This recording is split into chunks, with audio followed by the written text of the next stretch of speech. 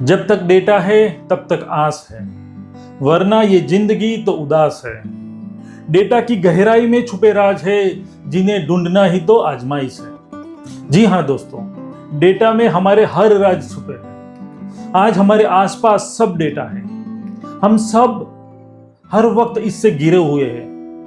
While walking, watching, sleeping, searching, surfing, हम हर वक्त data create करते हैं या फिर उसे यूज करते हैं। हम लोग डेटा क्रिएटर है या कंज्यूमर है। हम कब खाना खाते हैं, क्या खाते हैं, कैसे खाते हैं, ये भी एक डेटा है। हम कब कितना सोते हैं, ये भी एक डेटा है। हम कब क्या सोचते हैं, ये भी एक डेटा है। यहां तक कि बैंक में रखे पैसे से लेकर सोशल मीडिया पर हमारे दोस्त, सब एक डेटा है। जी हाँ, हमें लगता होगा कि हम कब क्या खाते हैं, कैसे सोते हैं, ये डेटा का क्या मतलब। पर दोस्तों, आपके मोबाइल फोन या फिटनेस ट्रैकर से कैप्चर ये डेटा मार्केट रिसर्च एजेंसी के लिए काफी मायने रखता है।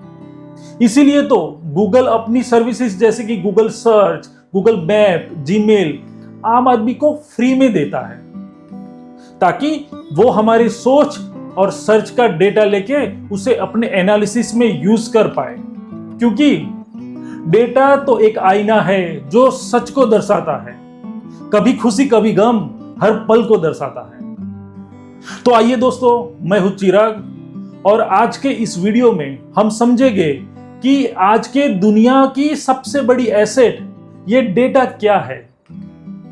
हम इस वीडियो में देखेंगे कि डेटा के फील्ड में क्या कैरियर स्ट्रीम्स है, जिससे आप भी इस ग्रोइंग फील्ड में कैरियर बना सकते हो। ब्रिटिश मैथमेटिशियन क्लाइव हम्मी ने कहा था, डेटा इज न्यू ऑयल।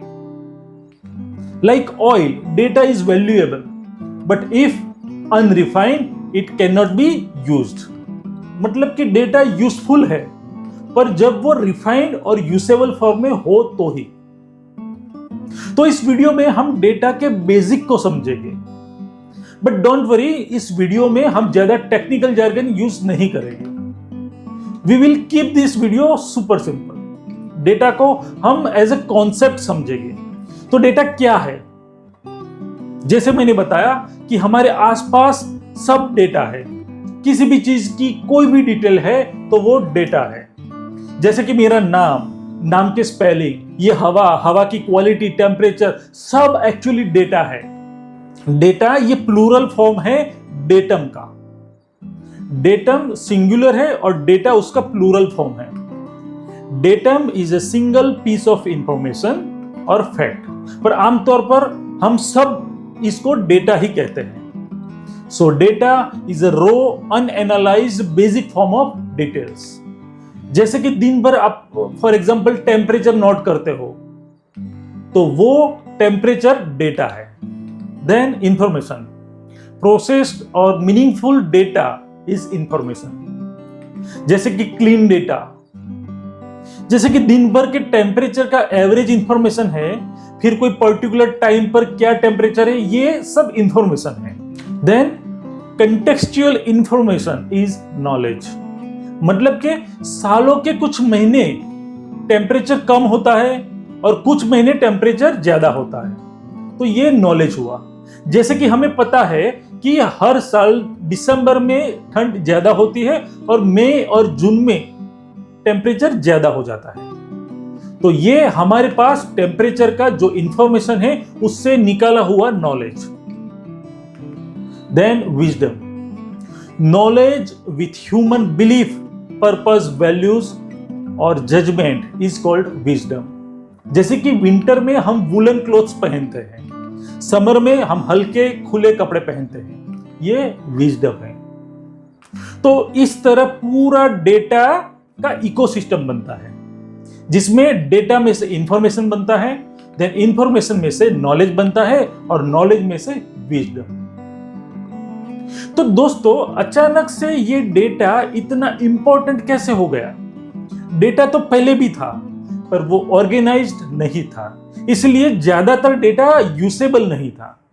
अभी due to digital technology and better connectivities अब ये पॉसिबल है, और इसीलिए अब आप इस डेटा से इंसाइट्स निकाल सकते हैं।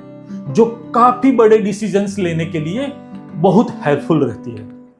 जैसे कि टेम्परेचर या वेदर के माइन्यूटेस्ट डिटेल के एनालिसिस से आप वेदर फोरकास्ट कर सकते हो, जो बहुत सारे डिसीजन मेकिंग में यूजफुल हो सकता है। जैसे कि फॉर एग्जांपल आप क्लोथिंग के बिजनेस में हो, तो विंटर इस बार कब और कैसा होगा, उसके बेसिस पर आप इन्वेंट्री या स्टॉक मेंटेन कर सकते हो। यदि आप एग्रीकल्चर के साथ जुड़े हुए हैं तो ये वेदर इंफॉर्मेशन आपके लिए काफी यूजफुल है। तो दोस्तों, ये था इंपॉर्टेंस ऑफ डेटा। पर आइए हम आसान भाषा में समझते हैं कि डेटा को मैनेज कैसे करते हैं। पहले डेटा स्टोरेज। तो सबसे पहले बेसिक प्रकार का जो डेटा स्टोरेज है वो है मैग्नेटिक स्टोरेज। उसमें है for example hard disk drive, HDD, जो पुराने कंप्यूटर में डेटा स्टोरेज का प्राइमरी तरीका था। इसके अलावा मैग्नेटिक टैप, जो पुराने टाइम पर बैकअप लेते थे, या फिर ऑडियो कैसेट्स जिस पर हम म्यूजिक सुना करते थे। उसके बाद में है फ्लॉपी डिस्क। मेरे पास ये पुराने रिकॉर्ड में से मेरी एक पुरानी फ्लॉपी डिस्क निकली है। तो this is one kind of magnetic storage. Can you believe, ये एक फ्लॉपी डिस्क में हार्डली 1.5 से 2 MB तक डेटा स्टोर करते थे। उसके बाद डेटा स्टोरेज का प्रकार है ऑप्टिकल स्टोरेज, जैसे कि CDs यानी कि कॉम्पैक्ट डिस्क, DVDs यानी कि डिजिटल वीडियो डिस्क, और BRD यानी कि ब्लू रे डिस्क, जो अभी तक काफी हमने इस्तेमाल किए हैं। उसके बाद आता है सॉलिड स्टेट स्टोरेज, जैसे कि सॉलिड स्टेट ड्राइव, जिसे हम आमतौर पर SSD बोलते हैं, या फिर फ्लैश मेमोरी जिसे हम पेन ड्राइव बोलते हैं, जिसमें एक इलेक्ट्रॉनिक सर्किट में हमारा डेटा स्टोर होता है। SSDs अभी पर्सनल कंप्यूटर्स में मेन स्टोरेज के तौर पर काफी यूज होता है। और फाइनली क्लाउड डेटा स्टोरेज, जैसे इसका नाम है उस तरह उसमें डेटा क्लाउड पर स्टोर नहीं होता। जी हाँ, बेसिकली क्लाउड स्टोरेज में कोई रिमोट लोकेशन पर एक स्टोरेज का बड़ा नेटवर्क होता है जो काफी एफिशिएंटली ऑर्गेनाइज्ड और मैनेज होता है। आजकल अच्छी बैंडविड्थ की नेटवर्क की वजह से क्लाउड स्टोरेज काफी पॉपुलर है, जो स्टोरेज का एक सस्ता और सिक्योर तरीका माना जाता है। इसमें बस आप नेटवर्क कनेक्शन के द्वारा कहीं से डेटा को एक्सेस कर सकते हैं। तो ये थी डेटा स्टोरेज टेक्नोलॉजीज। फिर आता है data storage systems. Data storage system मतलब कि ऐसी टेक्नोलॉजी जिसमें डेटा को स्टोर या रिट्रीव किया जाता है। इसमें आगे डिस्कस किए अलग अलग स्टोरेज, लोकल से लेकर के क्लाउड तक, जो भी टेक्नोलॉजी है उसे यूज करके डेटा को मैनेज कर सकते हैं। तो इसमें सबसे पहले आता है डेटाबेस। डेटाबेस काफी कॉमन यूज होता टर्म है। डेटाबेस मतलब ऐसी सिस्टम जो ट्रांजैक्शनल या ऑपरेशनल डेटा के लिए बनाई गई है। मतलब कि किसी भी सिस्टम या एप्लीकेशन का डेटा सबसे पहले डेटाबेस में स्टोर होता है। फॉर एग्जांपल, कोई सिस्टम एटमॉस्फेयर के टेम्परेचर को रिकॉर्ड करता है, तो ये डेटा सबसे पहले डेटाबेस में स्टोर होगा और इस डेटा पर जो कोई काम या कैलकुलेशन होना है वो सब यही डेटाबेस में ही होगा। उसके बाद आता है डेटा वेयरहाउस। वेयरहाउस मतलब कि ऐसी जगह जहां पर काम होता है। डेटा वेयरहाउस एक ऐसा डेटा स्टोरेज है जो खास तौर पर डेटा एनालिसिस के लिए इस्तेमाल किया जाता है।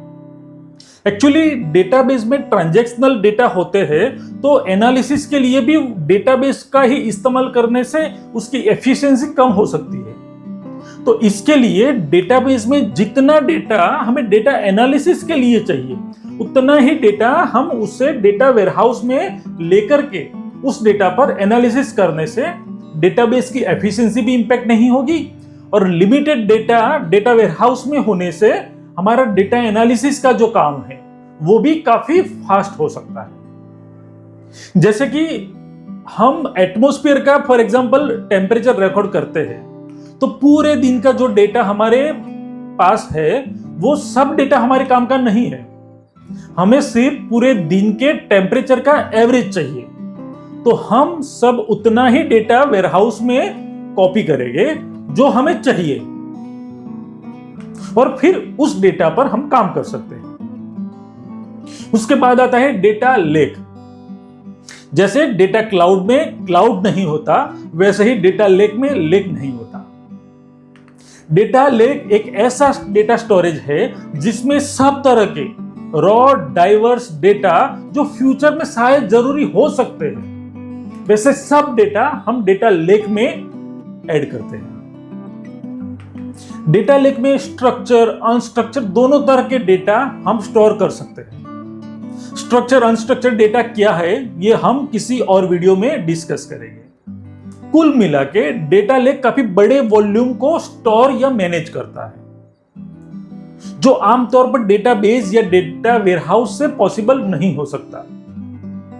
जैसे कि एग्जांपल में एटमॉस्फेयर का टेम्परेचर फॉर एग्जांपल हम रिकॉर्ड करते हैं, पर हो सकता है कि इसके साथ सिस्टम काफी और भी चीजें रिकॉर्ड करता है जो अभी हमारे काम की नहीं, पर हो सकता है कि फ्यूचर में या फिर कोई और डिपार्टमेंट को उसकी जरूरत पड़ सकती है। तो ये सब डेटा हम डेटा लेक में स्टोर करेंगे। फॉर एग्जांपल कोई ऑर्गेनाइजेशन में एक डेटा लेक है, तो अलग अलग डिपार्टमेंट अपने हिसाब से जो भी डेटा होगा वो सब डेटा लेक में डालते जाएंगे, और उसमें से जो डेटा किसी को चाहिए तो उसमें से वो डेटा लेकर के उसे यूज कर सके। इस तरह a data lake is a centralized repository that stores raw data in its native format। तो ये बात हुई डेटा के पूरे इकोसिस्टम की। Now let us talk about the career prospect in this data ecosystem। A career in data offers diverse and in-demand opportunities। Traditionally, database administrator जैसे role के साथ roles like data scientist, data analyst और data engineer आजकल काफी popular choices हैं। Traditionally DBA यानी कि database administrator database को मैनेज करने का, डेटा का बैकअप लेना, डेटा माइग्रेशन जैसे काम के लिए रिस्पॉन्सिबल होते हैं। डेटा एनालिस्ट प्राइमरीली एग्जिस्टिंग जो डेटा है उसको एनालाइज करके उससे रिपोर्ट या इंसाइट क्रिएट करने का काम करते हैं। इसमें ज्यादातर डोमेन नॉलेज का इस्तेमाल होता है। उसके बाद है data engineer. Data engineer mainly data management के लिए जो इंफ्रास्ट्रक्चर या टूल जो होता है उसे बिल्ड या मेंटेन करने का काम करते हैं। जैसे कि डेटा कैसे स्टोर होगा, कहां स्टोर होगा, कहां से डेटा कहां पर आएगा, कैसे आएगा, डेटा सिक्योरिटी कैसे इंप्लीमेंट होगी, तो ये सब काम डेटा इंजीनियर का होता है। इसमें ज्यादातर कंप्यूटर के टेक्निकल या प्रोग्रामिंग नॉलेज का इस्तेमाल होता है। और उसके बाद होता है डेटा साइंटिस्ट। डेटा साइंटिस्ट इसी डेटा को यूज करके काफी कॉम्प्लेक्स मैथमेटिकल या स्टैटिस्टिकल कॉन्सेप्ट से कोई प्रेडिक्टिव मॉडल बनाते हैं या फिर कोई कॉम्प्लेक्स बिजनेस प्रॉब्लम सॉल्व करते हैं। डेटा साइंटिस्ट के लिए कंप्यूटर स्किल के साथ मैथमेटिक्स और स्टैटिस्टिक्स की अच्छी जानकारी जरूरी होती है। तो ये थे main career stream data ecosystem में। इसके अलावा और काफी कैरियर अपॉर्चुनिटीज डेटा इकोसिस्टम में हैं, जैसे कि बीआई, बिजनेस इंटेलिजेंस एनालिस्ट, जो डेटा को एनालाइज करके उसमें से बिजनेस डिसीजन मेकिंग के लिए यूजफुल इंफॉर्मेशन निकालते हैं। उसके बाद होते हैं डेटा मॉडलर, जो इसी डेटा को यूज करके अच्छी तरह आम आदमी को समझ में आए उस तरह ग्राफिकली प्रेजेंट करते हैं। फिर है finance analyst, machine learning engineer, data governance expert. ऐसे बहुत सारे रोल्स डेटा स्ट्रीम में काफी इन डिमांड है। दोस्तों, इनमें से कुछ रोल्स पर मैंने काम किया है और कुछ के साथ मैंने काम किया है। इनमें से आप कौन से रोल में अपना कैरियर बनाना चाहते हैं या फिर किसी रोल के बारे में डिटेल में जानना चाहते हैं, तो प्लीज आप कमेंट में लिखें।